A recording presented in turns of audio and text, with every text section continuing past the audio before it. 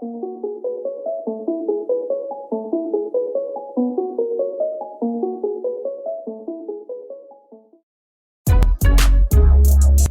people reviews stuff.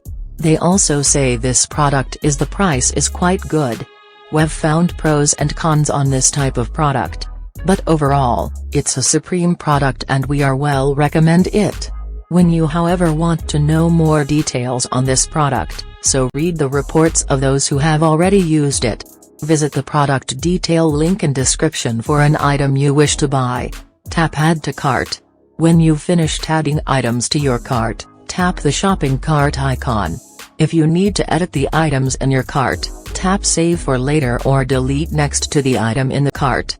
Tap proceed to checkout and follow the on-screen instructions. Review your order information and tap place your order to complete your purchase. You'll see an order confirmation screen when your purchase has been completed.